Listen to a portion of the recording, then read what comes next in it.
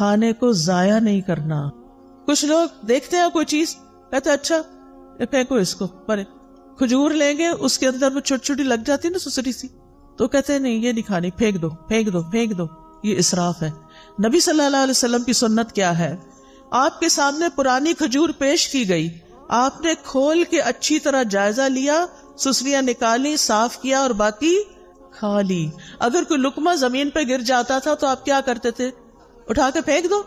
نہیں, بلکہ اس کو صاف کر کے کھا لیتے تھے. نبی صلی اللہ علیہ وسلم نے فرمایا شیطان تم میں سے ہر ایک آدمی کے پاس اس کے ہر کام کے وقت موجود رہتا ہے, یہاں تک کہ کھانے کے وقت بھی. لہٰذا جب تم میں سے کسی کا لقمہ گر جائے تو چاہیے کہ اس کو کھا لے صاف کر کے, اور اسے شیطان کے لیے نہ چھوڑے. کھانے کے بعد برتن کو کیا کرنا چاہیے؟ صاف کرنا چاہیے.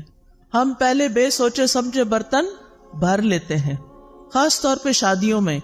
توجہ سے سنیے یہ بات, بڑی سخت تکلیف ہوتی ہے جب لوگ شادیوں پہ جاتے ہیں اور پلیٹوں کے اندر چھوٹے چھوٹے ٹیلے بنا لیتے ہیں کھانا ڈال ڈال کے, اور پھر 2-4 لقمے کھاتے ہیں, کوئی چھوٹے بچے کو ساتھ کھلایا اور باقی ساری کی ساری پلیٹ واپس. اس کا حساب کون دے گا؟ پہلے تھوڑا ڈال کے چکھ لیں کہ آپ کے حساب سے نمک پورا ہے یا نہیں, اور اگر پہلی دفعہ میں آپ کو ٹھیک لگتا ہے تو بس پھر دوبارہ اتنا ڈالیں جتنا آپ کو بھوک ہے کھانا ہے. کھانا زیادہ نہیں ڈالنا, نہ گھر میں, نہ شادیوں میں, پارٹیوں میں, نہ کسی کے گھر, کیونکہ وہاں انسان سوچتا ہے میرا کیا جاتا ہے, مجھے تو کوئی نقصان نہیں. اور کتنا کھانا ضائع ہوتا ہے. اور آپ کو پتا ہے کہ آپ ہی کے شہر میں کتنے لوگ رات کو بھوکے سوتے ہوں گے, آپ نے ان کے حصے کا بھی منگا کے پکا کے ضائع کر کے بنوں میں پھینک دیا. تو کھانے کے بعد برتن صاف کرنا ہے. اگر کسی وجہ سے بعض اوقات اندازہ نہیں ہوتا, کچھ چیزیں ایسی ہوتی ہیں ان کو کھا کے جلدی پیٹ بھر جاتا ہے, تو پھر اس کھانے کو الگ نکال لیں. اگر کوئی بلی وغیرہ ہے اس کو ڈال دیں, اگر کوئی چاول وغیرہ ہے اپنے گھر میں ایک ایسی کنالی رکھ دیں, کوئی ایسی ڈش رکھ دیں کہ جس میں بچا ہوا کھانا جا کے ڈال دیں, پرندے آئیں گے وہ کھا کے چلے جائیں گے, آپ کو ثواب ملے گا. میں تو جب روٹی خود بناتی تھی تو پیڑے کا آٹا ہوتا ہے نا, وہ اگر ہاتھوں کو لگ جاتا تھا تو میں اس کے لیے الگ برتن رکھتی تھی, اور صبح سے رات تک جتنے بھی اس کے اندر ہاتھ سے اترا ہوا آٹا جمع ہوتا تھا وہ شام تک چھوٹی چھوٹی سوئیاں بن جاتا تھا سوکھ کے, پھر میں اس کو چڑیا کو ڈال آتی تھی. کیونکہ ذرے کا بھی وزن ہوگا نا قیامت کے دن, کے نہیں ذرے کا وزن ہے نا. فَمَن يَعْمَلْ مِثْقَالَ ذَرَّةٍ خَيْرًا يَرَهُ وَمَن يَعْمَلْ مِثْقَالَ ذَرَّةٍ شَرًّا يَرَهُ. شر کیا ہے؟ ضائع کرنا. خیر کیا ہے؟ کسی کے فائدے میں لے آنا. اور مجھے امید ہے کہ آپ پرندوں وغیرہ کے لیے پانی بھی رکھتے ہوں گے. آج کل آپ دیکھیں بارشیں نہیں ہو رہی, سخت گرمی میں بھی پانی ڈالیں, لیکن سردی میں بھی پانی رکھیں. کبھی راستے میں دیکھتے ہو نا پرندوں وغیرہ کو, میں سوچتی کہیں پانی نظر نہیں آ رہا, پتہ نہیں کہاں سے پیتے ہیں بےچارے, ان کو بھی پیاس لگتی ہوگی. تو آج کل بھی کچھ نہ کچھ پانی, یعنی برتن بنا چھوڑے گھر میں. اگر آپ کو چھوٹا سا بھی گھر ہے, کھڑکی کے باہر بھی چھوٹی سی جگہ ہے, تو وہاں ایک چھوٹی سی کوئی چیز لگا دیں, لیکن اپنے ساتھ دوسروں کا بھی خیال رکھیں. پھر اسی طرح صحت کو فائدہ دینے والی غذا کھائیں اور وہ چیزیں چھوڑ دیں جو صحت کو نقصان دیتی ہیں. ام منذر کہتی ہیں رسول اللہ صلی اللہ علیہ وسلم میرے گھر تشریف لائے, آپ کے ساتھ علی رضی اللہ عنہ بھی تھے, اور علی رضی اللہ عنہ بیماری سے اٹھے تھے, کمزور تھے. ہمارے ہاں کھجوروں کے خوشے لٹک رہے تھے, تو رسول اللہ صلی اللہ علیہ وسلم اٹھے اور ان سے کھانے لگے, اور حضرت علی بھی کھانے کے لیے اٹھے, تو رسول اللہ صلی اللہ علیہ وسلم نے ان سے فرمایا رک جاؤ, ابھی تم کمزور ہو. چنانچہ وہ رک گئے, ان کو پرہیز بتایا آپ نے. ام منذر کہتی ہے میں نے جو اور چکندر پکائے ہوئے تھے وہ آپ کی خدمت میں پیش کیے, تو آپ نے فرمایا اے علی یہ لے لو, یہ تمہارے لیے زیادہ فائدے کی چیز ہے. کھانا کھا کے کیا کرنا چاہیے, شکر کیسے کرنا چاہیے؟ اس میں آپ دیکھیں سب سے پہلی دعائیں کون سی ہیں؟ کھانا کھانے کے بعد کی دعائیں. ایک نہیں کئی دعائیں ہیں. آپ نے پتہ کیا کرنا ہے؟ ان دعاؤں کو, اس پیپر کو اس میں سے الگ کر کے آپ نے اپنے کچن میں جہاں کھانا کھاتے ہیں یا ڈائننگ ہال میں یا پھر جہاں بھی آپ ہوتے ہیں وہاں یہ لگا لیں اور دیکھ کے پڑھنا شروع کریں اور ایک ایک یاد کرنا شروع کریں, تاکہ کھانے کے بعد پڑھ کے آپ اٹھیں. ٹھیک ہے انشاءاللہ, اور اس سے آپ کو انشاءاللہ بہت ثواب ہوگا, اور یہ شکر ادا کرنے کا ایک طریقہ ہے. مثال کے طور پر آپ دیکھیں، اللہم بارک لنا فیہ وَأَطْعِمْنَا خَيْرًا مِّنْهُ، اے اللہ ہمیں اس کھانے میں برکت عطا فرما اور ہمیں اس سے بہتر کھلا. سبحان اللہ. ہر دفعہ کھانا کھا کے اگر آپ یہ دعا مانگتے ہیں کہ اللہ ہمیں اس سے بہتر عطا فرما، تو کیا ہوگا؟ شکر ادا کرنے والے کو کیا ملتا ہے؟ بہتر ملتا ہے.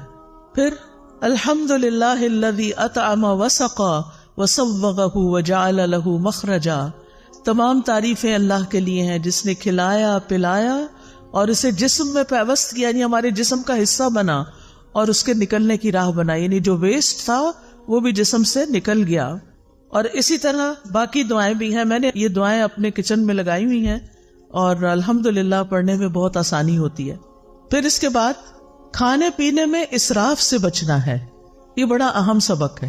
اللہ سبحانہ وتعالیٰ فرماتے ہیں، یا بنی آدم خذوا زینتکم عند کل مسجد وکلوا واشربوا ولا تسرفوا انہ لا یحب المسرفین. اے آدم کی اولاد، ہر نماز کے وقت اپنی زینت لے لو، یعنی لباس میں نماز پڑھو، اور کھاؤ اور پیو اور حد سے نہ گزرو، بے شک وہ حد سے گزرنے والوں سے محبت نہیں رکھتا. اسراف کسی بھی چیز میں پسندیدہ نہیں، نہ لباس میں اور نہ کھانے پینے میں اور نہ کسی اور چیز میں. اسراف کیا ہے؟ نمبر 1، ضرورت سے زیادہ کھانا پینا. لوگوں کو اسراف کا مطلب نہیں پتا. ضرورت سے زیادہ کھانا پینا، کھانے کی ہرس، اور ایک وقت میں کئی چیزیں کھانا، یہ بھی کھا لو وہ بھی کھا لو وہ بھی شکلو، یہ بھی کھاؤ یہ بھی کھاؤ. اس وقت تو پتہ نہیں چلتا، لیکن جب ہضم ہونے پہ آتا ہے تو پھر تکلیف شروع ہو جاتی ہے. نمبر 2، ان چیزوں میں حد سے زیادہ خرچ کرنا. ایک ہے ضرورت سے زیادہ کھانا اور دوسرا ضرورت سے زیادہ خرچ کرنا. مثلا آپ گروسری کے لیے گئے ہیں، آپ وہاں دیکھتے ہیں سجے ہوئی چیزیں ہیں، زبردست سبزی پڑی ہے اور زبردست چیزیں اور پیکنگز میں پڑی ہیں. آپ کہتے ہیں پتہ نہیں پھر کب یہ بھی لے لو یہ بھی لے لو یہ بھی خرید لو یہ بھی خرید لو یہ بھی خرید لو. اب آپ دیکھیں مشکل کیا ہو گئی ہے کہ بڑے بڑے سٹورز بن گئے ہیں، بڑے بڑے مالز بن گئے ہیں. اگر آپ نے ایک سمپل چائے بھی لینی ہے تو پہلے زمانے میں کیا ہوتا تھا، چھوٹی سی کارنر پہ دکان ہوتی تھی، وہاں ایک ہی قسم کی یا زیادہ زیادہ 2 قسم کی چائے پڑی ہوتی تھی، اور آپ جو پیتے تھے وہی چائے دوبارہ کسی بچے کو بھی پیسے دے کے منگا لیتے تھے. اب کیا ہوتا ہے، آپ مال میں جاتے ہیں اور چائے کی اتنی قسمیں ہیں کہ آپ کہتے ہیں کہ اچھا یہ بھی آ گئی، یہ تو لگتا بہت اچھی ہوگی، چلو یہ بھی ٹرائی کر لیتے ہیں، وہ بھی یہ بھی وہ بھی. بہت ساری چائے خرید کے گھر لے آتے ہیں طرح طرح. اب تو مجھے لگتا ہے ہر چیز کی چائے بن گئی ہے. اچھا اب گھر لاتے ہیں، اب آپ ایک پیتے ہیں، آپ کو ہائے ہائے یہ تو اچھی نہیں لگی، اس کو پرے پھینکو، پھر دوسری پھر تیسری، اور کچھ تو کھولنے کی نوبت نہیں آتی. اور پھر ایسے ہی پیک ڈبے جب ایکسپائر ہو جاتی ہے نا ڈیٹ، تو پھر اٹھا کے کیا کرتے، بن میں پھینک دیتے ہیں. نہ اپنے کام آئی نہ کسی اور کے کام آئی. یہ آپ نے کیا کیا؟ اسراف. سمجھ آئی اسراف کی؟ کس کس کو اسراف کی سمجھ آئی ہے؟ الحمدللہ. نمبر 1 زیادہ کھانا، نمبر 2 کھانے پہ زیادہ خرچ کرنا، اور نمبر 3 ہے حرام میں پڑنا، حرام چیزیں کھانا، نقصان دہ چیزیں کھانا. تو اللہ سبحانہ تعالیٰ نے کیا فرمایا؟ کھاؤ پیو لیکن اسراف نہیں کرو. نبی صلی اللہ علیہ وسلم نے فرمایا کھاؤ اور پیو، پہنو اور صدقہ کرو، لیکن اسراف نہ کرو نہ تکبر کرو. ابن عباس کہتے ہیں جو تمہارا جی چاہے کھاؤ، جو تمہارا جی چاہے پہنو، مگر 2 باتوں سے ضرور بچو، اسراف اور تکبر. تکبر کیوں؟ کیونکہ عام طور پر لوگ اپنا آپ دکھانے کے لیے، اپنے آپ کو بڑا ظاہر کرنے کے لیے قیمتی سے قیمتی، مہنگے سے مہنگے کپڑے پہنتے ہیں اور قیمتی سے قیمتی چیزیں خرید کے رکھ لیتے ہیں صرف دکھاوے کے لیے، استعمال کچھ بھی نہیں کرتے. تو پھر کیا کہا ابن عباس نے؟ یعنی اللہ کی نعمتیں کس لیے بنی ہیں، کس لیے اگائی ہیں اللہ نے، کس لیے پیدا کی؟ ہمارے لیے. کلوا مما رزقناکم، یعنی جو ہم نے تمہارے لیے تمہیں رزق دیا اس میں سے کھاؤ، جو آپ کی حیثیت ہے، استطاعت ہے، وقت ہے، کھاؤ، لیکن کیا نہ کرو، اسراف نہ کرو. اور پہننا بھی جو تمہیں پسند ہے. اللہ تعالیٰ نے جو طریقے بتائے ہیں پہننے کے، ننگے نہیں ہونا، چست کپڑے نہیں پہننے، سی تھرو کپڑے نہیں پہننے، اور اسراف نہیں کرنا. یعنی اپنے لمٹس دیکھ کے خرچ کرنا ہے. اگر آپ کے والد کی تنخواہ ہی 1 لاکھ ہے مثلاً، اور آپ اپنی شادی کا جوڑا بھی 1 لاکھ کا بنوا رہی ہیں، تو کیا یہ جائز ہوگا؟ یہ کیا ہوگا؟ اسراف ہوگا. اور جب ایسا نہیں ہوتا کہ وہ گھر میں افورڈ نہیں کر سکتے، تو وہ بیچارے کیا کرتے ہیں؟ پھر قرض اٹھاتے ہیں یا کسی سے صدقہ مانگتے ہیں کہ میری بیٹی کی شادی ہے، مجھے مدد دو. اور بیٹی صاحبہ ایک دفعہ وہ جوڑا پہننے کے بعد دوبارہ کبھی نہیں پہنتی، اور سنبھال کے رکھتی ہیں، کسی اور کو بھی نہیں دیتی. کیا اس جوڑے کا حساب ہوگا؟ کیا اس کے بارے میں پوچھ ہوگی؟ اور تکبر کیا ہے کہ ایسا کپڑا پہنوں جو کسی نے نہ پہنا ہو، تاکہ میں سب سے بڑی، الگ، زیادہ خوبصورت نظر آؤں. اور پھر جب آپ دیکھتے ہیں کہ آپ کے کپڑے سب سے اچھے ہیں، تو پھر آپ اپنے آپ کو کیا سمجھنے لگتے ہیں کہ ہم بڑے عقل مند ہیں، ہم جیسا کوئی نہیں. یہ چیز بھی اللہ تعالیٰ کو پسند نہیں. نبی صلی اللہ علیہ وسلم جب اپنے صحابہ میں بیٹھے ہوتے تھے تو کوئی پہچان نہیں سکتا تھا جو باہر سے آتا تھا. آپ ایسے ڈریسز نہیں پہنتے تھے کہ جس سے آپ بہت دوسروں کے مقابلے میں نمایاں ہوں. اس آیت کے بارے میں طبیب کہتے ہیں کہ اس میں پوری طب شامل ہو گئی، یعنی کھانا پینا ہے لیکن اسراف نہیں کرنا تو آپ بیماری نہیں ہوں گے. پھر اسی طرح یہ کہ کھانا پینا زندگی کا مقصد نہ ہو، اعتدال کے ساتھ بقدر ضرورت کھایا جائے. نبی صلی اللہ علیہ وسلم نے بدترین امتیوں کی کچھ خصوصیات بتائی ہیں.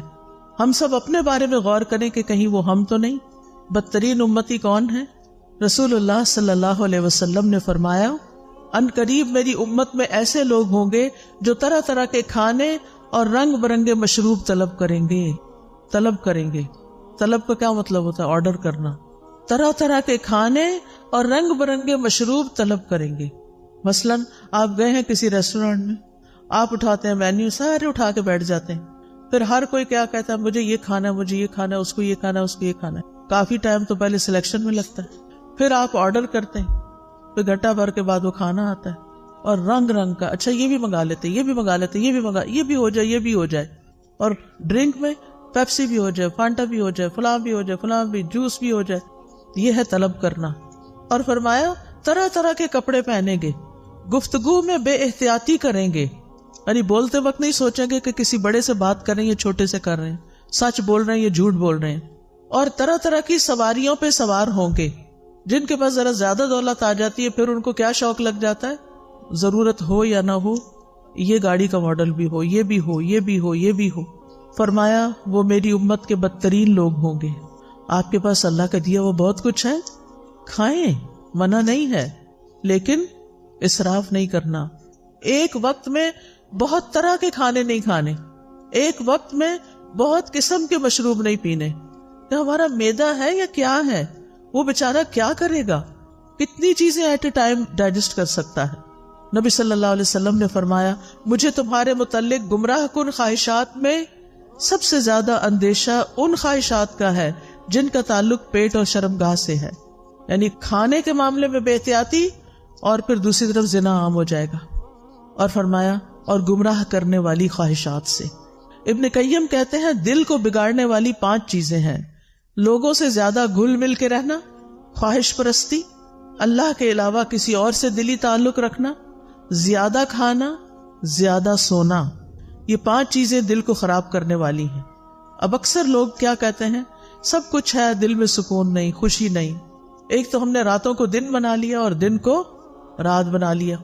راتوں کو دیر تک کھانے آرڈر ہوتے رہتے ہیں، اور پھر وہ کھانے کے بعد ہنسی مذاق، گپ شپ، ادھر ادھر کے، کوئی ویڈیو دیکھ رہا ہے، کوئی فلمیں دیکھ رہا ہے، کوئی کچھ کر رہا ہے. اور پھر جب آدھی رات گزر جاتی ہے پھر سوتے ہیں، اور پھر سونے میں فجر کی نماز چلی جاتی ہے.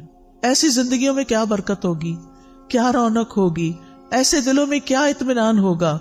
چاہے آپ نے 100 طرح کے اچھے اچھے کھانے کھائے ہوں، آپ کا دل خوش نہیں ہو سکتا. اس کے لیے آپ کو واپس قرآن و سنت کی طرف لوٹنا ہوگا. ابو سلمان دارانی کہتے ہیں جو زیادہ کھاتا ہے اس پہ 6 آفتیں آتی ہیں. نمبر 1، وہ مناجات کی حلاوت کھو دیتا ہے، اس کو اللہ سے راز و نیاز کی باتیں کرنی نہیں آتی، اس کی دعاؤں میں کوئی خشوع نہیں رہتا. نمبر 2، علم و حکمت یاد کرنے سے محروم ہو جاتا ہے، حافظہ خراب ہو جاتا ہے. نمبر 3، مخلوق پر شفقت سے محروم ہو جاتا ہے. کیونکہ جب وہ پیٹ بھر لیتا ہے وہ سمجھتا سب کے پیٹ بھرے ہوئے ہیں، وہ کسی اور کے بارے میں نہیں سوچتا، اس پر عبادت ثقیل ہو جاتی ہے، مشکل ہو جاتی ہے، اس کی خواہشات اور شہوت بڑھ جاتی ہے۔ سارے اہل ایمان مسجدوں کی طرف چکر لگاتے ہیں اور پیٹ بھرنے والا کوڑا کرکٹ کی طرف گردش کرتے ہیں، یعنی پہلے زمانے میں کوڑے کے ڈھیروں کے پاس لوگ جا کے رفع حاجت کرتے تھے، یعنی آج کل کی زبان میں، اور یہ بار بار واش روم کے چکر لگاتے رہتے ہیں، یہ بار بار ٹوائلٹ ہی جاتے رہتے ہیں۔ اذان تو ایک وقت پہ ہوتی ہے، نماز تو اپنے وقت پر ہوتی ہے، وہ یہ تو نہیں دیکھتی کہ اب کون ابھی تک آیا اور کون نہیں آیا۔ پھر آپ دیکھیں کہ کھانے کی شکر گزاری میں یہ بھی ہے کہ انسان اللہ کی مخلوق کو بھی کھلائے۔ قرآن مجید میں آتا ہے وَالَّذِينَ فِي أَمْوَالِهِمْ حَقٌّ مَّعْلُومٌ لِلسَّائِلِ وَالْمَحْرُومِ، وہ جن کے مالوں میں ایک مقرر حصہ ہے سوال کرنے والے کے لیے اور جسے نہیں دیا گیا۔ اسلام میں بھوکے کو کھانا کھلانے کا حکم ہے۔ نبی صلی اللہ علیہ وسلم نے فرمایا بھوکے کو کھانا کھلاؤ، بیمار کی تیمارداری کرو، قیدی کو رہائی دلاؤ۔ لیکن کتنا ظلم ڈھاتے ہیں ہم، کام والی رکھ لیتے ہیں اور اسے کہتے ہیں اتنی تنخواہ دیں گے، کھانا وانا کچھ نہیں۔ آپ اپنے کچن میں اس سے سارا کام کراتے ہیں، کھانے کی خوشبوئیں اٹھ رہی ہوتی ہیں، جیسی آپ کو بھوک لگتی ہے اس غریب کو بھی لگی ہوتی ہے، اور جب آپ کھانا پکوا لیتے ہیں تو اس کو خدا حافظ کر دیتے ہیں، ہم نے تم سے کھانا نہیں باندھا ہوا، بس صرف تنخواہ دیں گے۔ اب وہ بیچاری گھر جائے، کیا خریدے اور کیا پکائے؟ مہنگائی کا حال تو اب سب کو پتا ہے۔ اگر اپنے ہی کھانے میں سے، جیسے نبی صلی اللہ علیہ وسلم نے فرمایا جو تمہارے لیے پکا کے لائے تو چند لقمے اس کو بھی اس میں سے کھلاؤ، اگر اس میں سے آپ اسے بھی دے دیتے ہیں، بٹھا کے کھلا دیتے ہیں، کتنا بڑا اجر کماتے ہیں۔ آپ کو گھر سے باہر جا کے صدقہ کرنے کی ضرورت نہیں پیش آئے گی اگر آپ گھر کے غریب ملازموں کو اچھا کھانے پینے کو دے دیتے ہیں۔ کیا حکم ہے؟ جو خود کھاؤ وہی ان کو کھلاؤ۔ کیا ہم اس پہ عمل کرتے؟ ان کا کھانا تو الگ بنتا ہے۔ اب آپ دیکھیں ایک کک جو کئی کھانے بنا کے آپ کے سامنے رکھ رہا ہے اور خود اپنے لیے دال بنا کے بیٹھ کے کھا رہا ہے، غریب، وہ آپ کے لیے دل میں کیسی محبت رکھے گا، اس کے دل میں کیسی کیسی تکلیف ہوگی کہ میں یہ سب کچھ صرف بنانے کے لیے، مجھے چکھنے کی بھی اجازت نہیں، اور میں اپنے سرونٹ کوارٹر میں جا کے دال ابال کے کھاؤں۔ کیسی کیسی زیادتیاں ہم کرتے ہیں۔ دوسرے کو کھانا کھلانا ایک مشکل کام ہے، انسان کے دل کے اندر بخل ہے، لیکن یہ تو کرنا ہی ہے کیونکہ اس میں اجر بہت زیادہ ہے، یہ انبیاء کی صفت ہے۔ قرآن مجید میں آتا ہے فَلَقْتَحَمَ الْعَقَبَةَ وَمَا أَدْرَاكَ مَا الْعَقَبَةُ فَكُّ رَقَبَةٍ أَوْ إِطْعَامٌ فِي يَوْمٍ ذِي مَسْغَبَةٍ۔ پھر وہ مشکل گھاٹی میں نہ گھسا۔ کیا ہے وہ مشکل گھاٹی؟ وہ گردن چھڑانا یا کسی بھوک والے دن میں کھانا کھلانا ہے۔ آج کل سردیاں ہیں نا، سردیوں میں بھوک زیادہ لگتی ہے، لیکن اس میں انسان کہتا ہے پھر میرا کیا بنے گا جو اس کو بھی کھلایا بیچ میں سے، تو لہذا سارا اپنے لیے رکھ لو۔ یہ مشکل کام ہے کھلانا، لیکن جس کو اللہ توفیق دے اس کے لیے بڑا ہی حلاوت والا کام ہے، اس کو کھلا کے زیادہ مزہ آتا ہے۔ جب حضرت ابراہیم کے پاس فرشتے آئے تو انہوں نے کیا کیا؟ یہ نہیں پوچھا کہاں سے آئے ہو، اجنبی لوگ، لیکن چلے گئے اور کھانا لے کر آئے۔ نبی صلی اللہ علیہ وسلم نے عورتوں کو بھی نصیحت کی، مسلمان عورتوں، تم میں کوئی اپنی ہمسائی کے گھر بکری کے ایک پائے کا کھر بیچنے کو بھی حقیر نہ سمجھے، یعنی کھانا بنا کے یا بنانے سے پہلے اپنے ہمسایوں میں بھی تقسیم کیا کرو، کچھ نہ کچھ ان کو بھی بھیجا کرو، اس سے محبت بڑھتی ہے۔ جہنم میں جانے والے لوگوں کی جو خصوصیت سورۃ الحاقہ میں بتائی گئی وہ کیا ہے؟ انہ کان لا یؤمن باللہ العظیم ولا یحض علی طعام المسکین، کہ وہ اللہ بڑے عظمت والے پر ایمان نہیں رکھتا تھا اور نہ مسکین کو کھانا کھلانے کی ترغیب دیتا تھا۔ یعنی صرف خود کھلانا بھی کافی نہیں، اوروں کو بھی ترغیب دلانی ہے کہ وہ بھی کھلایا کرے۔ نبی صلی اللہ علیہ وسلم نے کیا حکم دیا تھا اپنے صحابہ کو کہ کھانے میں کیا کریں؟ پانی زیادہ ڈال لیں، شوربہ بنا لیں اور ہمسایوں کو یاد رکھیں۔ ابو درداء رضی اللہ عنہ اپنی بیوی کو مساکین کی وجہ سے زیادہ شوربہ بنانے کی ترغیب دیتے، اور لیٹلی آپ دیکھیں کہ ہم لوگوں کے کھانے کا سٹائل کیا ہو گیا ہے، شوربے والے کھانے تو غائب ہوتے جا رہے ہیں۔ اب ہم سب کی پسند کیا ہے؟ فرائیڈ یا روسٹ یا بنا ہوا کھانا، بس، جو معدے پہ ہضم کرنا بھی بڑا مشکل ہے۔ نہ ہم نے خود اپنے لیے فائدے کا کام کیا اور نہ دوسروں کو فائدہ پہنچایا۔ وہ کہتے تھے ہم نے ایمان لا کے آدھی زنجیر اتار پھینکی ہے، یعنی جہنم میں جانے والی، کیونکہ اس میں آتا نا کہ وہ کہا جائے گا کہ اس کو جہنم میں جکڑو زنجیروں میں، کیا ہم باقی بھی نہ اتار دیں، یعنی کھانا کھلا کے؟ پھر اسی طرح آپ دیکھیں بہت سے سلف صالحین اپنی افطاری کے کھانے میں دوسروں کو ساتھ کھلاتے تھے. عبداللہ بن عمر، داؤد طائی، مالک بن دینار اور احمد بن حنبل انہی لوگوں میں سے تھے. ابن عمر یتیموں اور مسکینوں کے ساتھ بیٹھ کے افطار کرتے. اگر انہیں یہ علم ہو جاتا کہ انہوں نے مساکین اور یتیموں کو نہیں کھلایا تو وہ افطاری کے وقت کھانا نہیں پھر کھاتے تھے کہ مسکینوں کو کیوں نہیں کھلایا. اور بعض ایسے بھی تھے جیسے حسن بصری اور عبداللہ بن مبارک کہ خود بھوکے بھی رہ لیتے لیکن دوسروں کو کھلاتے، کیونکہ یہ اللہ تعالیٰ کو بڑا ہی محبوب اور پسند ہے کہ انسان دوسروں کو کھلائے. نبی صلی اللہ علیہ وسلم نے فرمایا وہ لوگ اللہ تعالیٰ کو زیادہ پیارے ہیں جو لوگوں کے لیے زیادہ فائدے مند ہیں.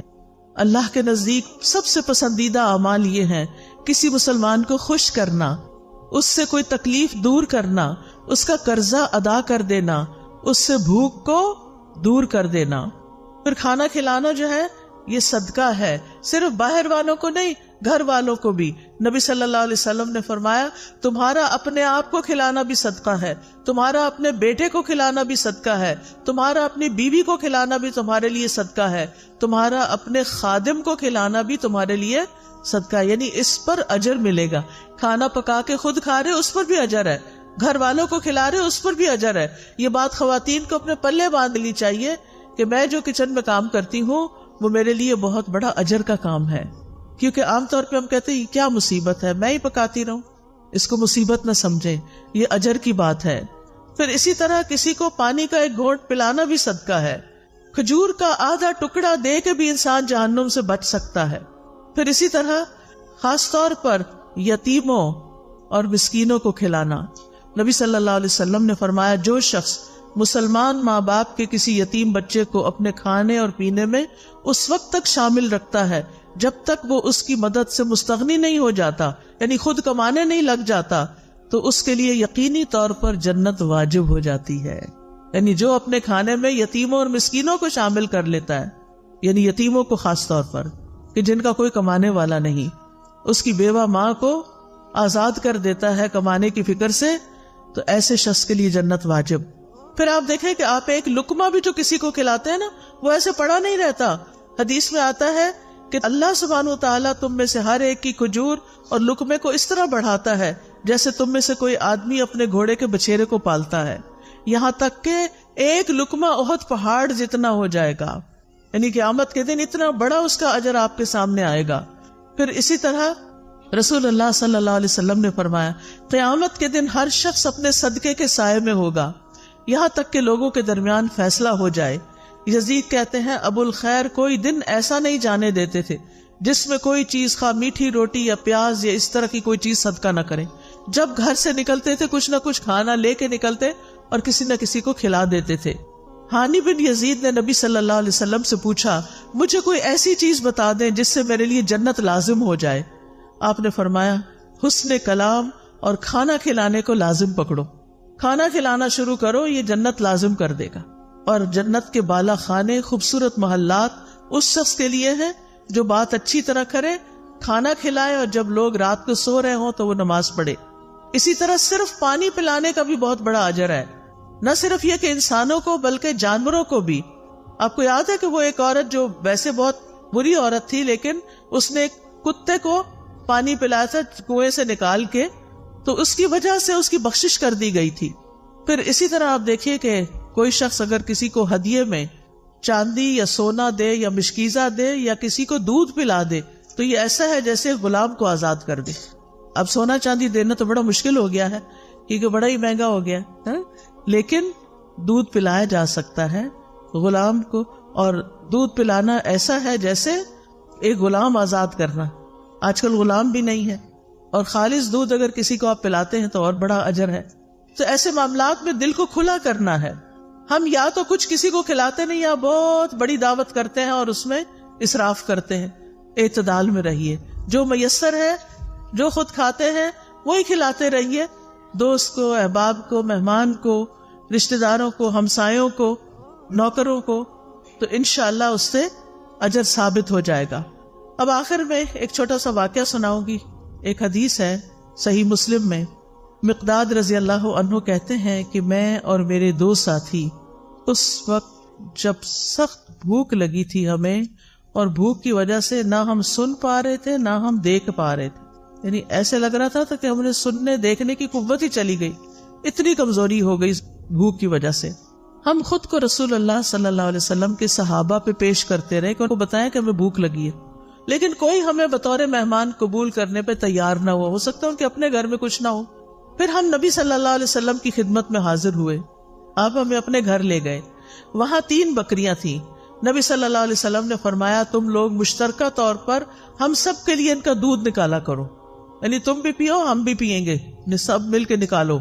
ہم ان کا دودھ نکالتے اور ہر شخص اپنا حصہ پی لیتا، اور نبی صلی اللہ علیہ وسلم کے حصے کا دودھ اٹھا کے رکھ دیتے کہ جب آپ تشریف لائیں گے تو آپ بھی پی لیں گے۔ آپ رات کے وقت تشریف لاتے، سلام کرتے، کسی سوئے ہوئے کو نہ جگاتے اور جاگنے والے کو سلام سنا دیتے، یعنی آہستہ سے سلام بول دیتے۔ پھر آپ مسجد میں تشریف لاتے، نماز پڑھتے، پھر واپس آ کر اپنے حصے کا دودھ پیتے۔ رات کو آپ دودھ پیتے تھے۔ آپ رات کو تشریف لاتے کس طرح کہ جو سوئے ہوئے ہیں ان کو جگاتے نہیں تھے۔ ہمارے ہاں تو کیا ہوتا ہے کہ بیوی بیچاری تھک ہار کے سوئی بھی ہو، اب مرد خود بھی آتا ہے لیٹ اور پھر ساتھ 2-4 مہمان بھی لے آتا ہے اور کہتا ہے کہ اٹھو اب ان کو کھلاؤ۔ تو یہ زیادتی والی بات ہے، ایسے نہیں کرنا چاہیے۔ اگر مہمانوں کو لانا ہے تو پہلے سے بتائیں، اور پھر ان کا انتظام ایسے ہو کہ کسی سونے والے کو جگایا نہ جائے۔ پھر کہتے ہیں کہ ایک رات میرے پاس شیطان آ گیا، اس وقت میں اپنے حصے کا دودھ پی چکا تھا۔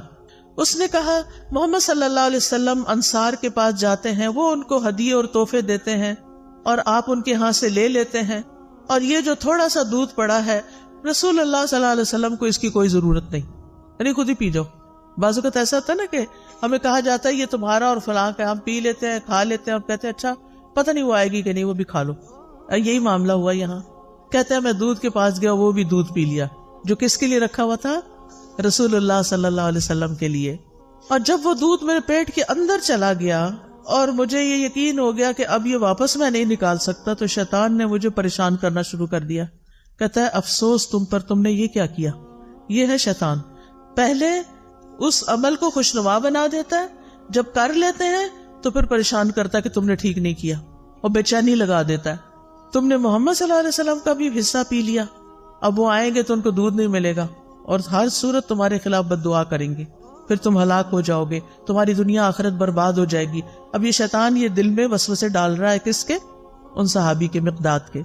وہ کہتے ہیں میرے جسم پر ایک چھوٹی سی چادر تھی، میں اگر پیروں پر ڈالتا تو سر باہر نکل آتا، سر پہ ڈالتا تو پیر باہر نکل جاتے، اور کیفیت یہ ہو گئی کہ مجھے نیند نہیں آ رہی تھی کہ میں یہ کیا کر آیا ہوں۔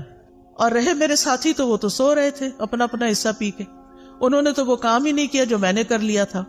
کہتے ہیں پھر نبی صلی اللہ علیہ وسلم تشریف لائے اور آپ جس طرح سلام کرتے تھے اسی طرح سلام کیا، پھر آپ مسجد میں آئے، نماز پڑھی، پھر آپ دودھ کے پاس آئے، اس کا برتن کھولا تو اس میں کچھ بھی نہیں تھا، وہ تو پی لیا گیا تھا۔ آپ نے آسمان کی طرف سر اٹھایا تو میں نے دل میں کہا اب تو ضرور میرے خلاف بد دعا ہوگی اور میں ہلاک ہو جاؤں گا۔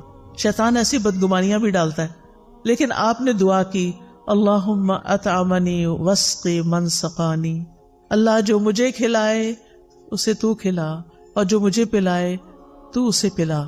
اتنی خوبصورت دعا، یہ سن کر وہ چادر سے باہر آ گئے کیونکہ جاگ ہی نہیں تھا، ان کو نیند نہیں آ رہی تھی مقداد کو، اور اسے جسم پر مضبوطی سے باندھ لیا، چھری لی اور بکریوں کی طرف چل پڑا کہ ان میں سے کون سب سے زیادہ فربا موٹی ہے، میں اس کو رسول اللہ صلی اللہ علیہ وسلم کے لیے ذبح کر دوں۔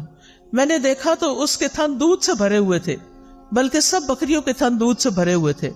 میں نے محمد صلی اللہ علیہ وسلم کے گھر والوں کے برتنوں میں سے وہ برتن لیا جس میں وہ دودھ دوتے تھے، پھر میں نے اس میں دودھ دوہا حتیٰ کہ برتن پہ جھاگ آ گیا، یعنی بہت زیادہ وہ جب دھاریں لگاتے ہیں نا تو جھاگ آتی ہے۔ پھر میں اسے لے کر حضور صلی اللہ علیہ وسلم کی خدمت میں آیا، آپ نے فرمایا تم لوگوں نے رات کو اپنا مشروب پی لیا تھا؟ میں نے عرض کی اللہ کے رسول آپ بھی پی لیجئے۔ آپ نے دودھ پی لیا، پھر مجھے دیا، میں نے کہا اللہ کے رسول آپ اور پیجئے، آپ نے پھر پی لیا اور برتن دوبارہ مجھے دیا۔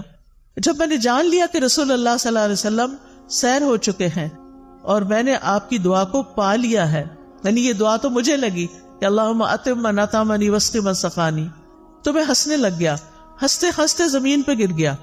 آپ نے فرمایا مقداد یہ ایک بری خصلت ہے، یہ کوئی اچھا اخلاق نہیں ہے کہ ہنستے ہنستے نیچے گرو، کئی لوگ ایسے کرتے ہیں تو ایسا نہیں کرنا چاہیے۔ میں نے کہا اللہ کے رسول میرے ساتھ تو یہ معاملہ ہوا تھا آج اور میں نے اس طرح کیا. آپ نے فرمایا یہ دودھ اس وقت جو تمہیں ملا اللہ کی رحمت کے سوا کچھ نہ تھا. تم نے مجھے اس وقت کیوں نہ بتا دیا؟ ہم اپنے ساتھیوں کو بھی جگا دیتے اور وہ بھی اس رحمت میں سے اپنا حصہ پا لیتے. میں نے کہا اس ذات کی قسم جس نے آپ کو حق کے ساتھ بھیجا ہے، جب یہ دودھ آپ نے پی لیا اور آپ کے ساتھ میں نے بھی پی لیا تو اب مجھے کوئی پرواہ نہیں کہ کس نے پیا اور کس نے نہیں پیا. بس میرا کنسرن یہی تھا. تو اس حدیث سے کچھ باتیں پتہ چلتی ہیں. سب سے پہلی بات تو یہ کہ نبی صلی اللہ علیہ وسلم بھوکے بے سہارا بے آسرا لوگوں کو اپنے گھر لے آتے تھے، اپنے پاس پناہ دیتے تھے، ان کا خیال رکھتے تھے. دوسری بات یہ کہ یہ حدیث نبوت کے دلائل میں سے ایک دلیل ہے. تیسری بات یہ کہ جب آپ دیر سے بھی رات کو آتے گھر تو سلام کیا کرتے تھے. جو جاگ رہا ہوتا سن لیتا اور جو سونے والا ہوتا وہ ڈسٹرب نہیں ہوتا تھا. اس سے پتہ چلتا ہے کہ آپ سونے والے کی نیند کا خیال رکھتے تھے اور ہمیں بھی رکھنا چاہیے. پھر اسی طرح شیطان دوسروں کے حصے کو خوشنما بنا کے دکھاتا ہے اور اس کو استعمال کرنے کی ترغیب دیتا ہے، اور شیطان مومن کو پریشان اور مایوس کرتا ہے. پھر نبی صلی اللہ علیہ وسلم کا عمدہ اخلاق بھی پتہ چلتا ہے کہ کس طرح آپ نے چشم پوشی کی، صبر سے کام لیا اور کس طرح آپ نے دعا کی. اپنا حصہ نہیں ملا تو دعا کر لی. اگر کبھی یہ ہو ہمارے ساتھ کہ ہمارا کوئی بہن بھائی ہمارا کوئی حصہ کھا پی جائے، ہم کیا کریں گے؟ دعا دیں گے یا لڑائی ڈال دیں گے؟ آئندہ سے کیا کریں گے؟ لڑائی نہیں کریں گے بلکہ دعا دیں گے. نبی صلی اللہ علیہ وسلم کھانا کھلانے والے کو بھی دعا دیا کرتے تھے. ابن قیم لکھتے ہیں کہ آپ کی صفات میں سے یہ بات تھی، آپ کے اخلاق میں سے بھی، کہ جب کسی کے پاس کچھ کھاتے تو وہاں سے نکلتے نہیں تھے جب تک ان کے لیے دعا نہ کر دیں. تو آپ کسی کے بھی گھر جائیں، کچھ بھی کھائیں تو کیا کریں؟ ان کو دعا دیں. پھر یہ کہ دوسروں کو اپنی ذات میں ترجیح دینا اور انہیں آگے رکھنا. نبی صلی اللہ علیہ وسلم کے اپنے بھی حالات بہت اچھے نہیں تھے، لیکن آپ ان کو بھی گھر لے آئے جن کے پاس کچھ کھانے پینے کو نہیں ہوتا تھا. جو اصحاب صفہ تھے، اصحاب صفہ وہ ہجرت کر کے آئے تھے مختلف علاقوں سے، وہ مدینہ کے رہنے والے نہیں تھے، لہٰذا ان کے پاس وہ سب کچھ نہیں تھا. پھر آپ دیکھیے کہ آخری چیز کہ کھانا کھلانے والے کو دعا دینی چاہیے اور پہلے کھانا کھا کر خود دعا اپنے لیے پڑھنی چاہیے. یہ دعائیں میں پڑھ دیتی ہوں، ساری پروننسیشن آپ سن لیں تاکہ آپ کو بعد میں پڑھنا آسان ہو. اللہم بارک لنا فیہ واطعمنا خیرا منہ. اے اللہ ہمیں اس کھانے میں برکت عطا فرما اور ہمیں اس سے بہتر کھلا.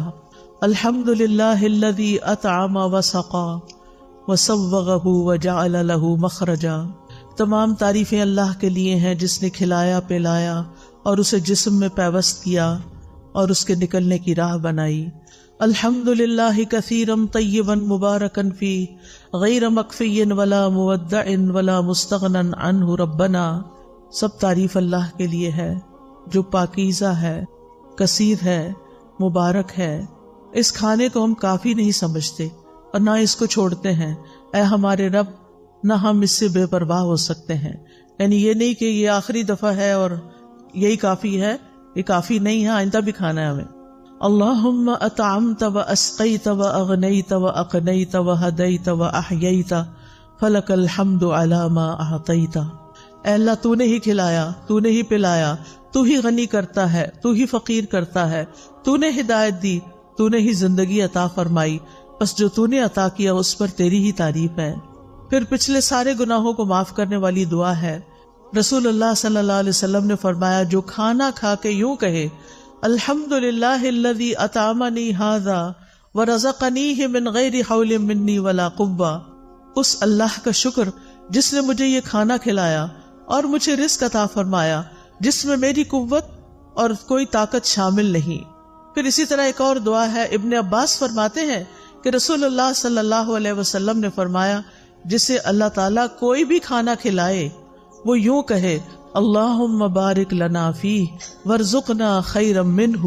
اے اللہ ہمیں اس میں برکت عطا فرما اور ہمیں اس سے بہتر عطا فرما. جب دودھ پیتے تو کیا پڑھتے؟ اللہم بارک لنا فیہ وزدنا منہ. اے اللہ ہمارے اس دودھ میں ہمیں برکت عطا کر اور ہمیں اس سے زیادہ عطا کر. ابو ہریرہ رضی اللہ عنہ کھانا کھانے کے بعد کس طرح شکر ادا کرتے تھے؟ وہ کہتے ہیں ابو ہریرہ نے حمید سے کہا میری والدہ کے پاس جاؤ، ان کو سلام کہو اور کہو آپ کا بیٹا آپ کو سلام دے رہا ہے اور کہتا ہے ہمیں کچھ کھانا کھلائیں۔ اس پر ان کی والدہ نے جو کی 3 روٹیاں اور زیتون کا تیل جو ہے اور نمک رکابی میں رکھا، اسے اپنے سر پہ رکھ لیا اور ان کے پاس لے کر یہ چلے گئے۔ پھر جب میں نے ان لوگوں کے سامنے کھانا رکھا تو ابو ہریرہ نے کہا یہ تو بہت بڑی چیز ہے، الحمدللہ الذی اشبعنا من الخیر، سب تعریف اللہ کے لیے ہے جس نے ہمارا پیٹ روٹی سے بھرا، یعنی ہمارا کھانا 2 سیاہ رنگ یعنی کھجور اور پانی کے سوا کچھ نہ تھا، تو جب روٹی ملتی تھی تو وہ بہت بڑی نعمت سمجھتے تھے اس کو۔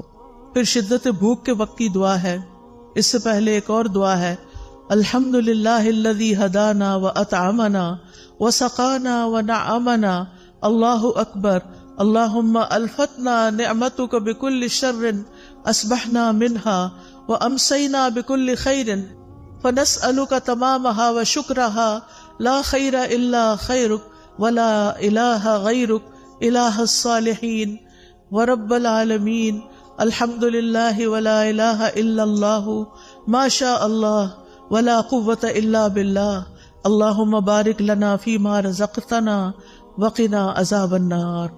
اس کا ترجمہ ہے سب تعریف اللہ کے لیے ہے جس نے ہمیں ہدایت دی، ہدایت کھانے پینے سے بھی زیادہ قیمتی چیز ہے، ہمیں کھلایا اور ہمیں پلایا، ہمیں نعمتیں عطا فرمائیں، اللہ سب سے بڑا ہے۔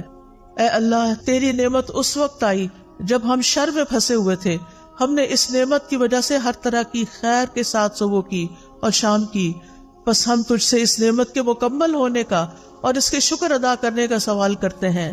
تیری خیر کے سوا کوئی خیر نہیں، تیرے سوا کوئی معبود نہیں، اے الہ الصالحین، سارے جہانوں کے رب، سب تعریف اللہ کے لیے ہے اور اللہ کے سوا کوئی معبود نہیں، جو چاہتا ہے وہی ہوتا ہے، کسی میں طاقت نہیں سوائے اللہ کے۔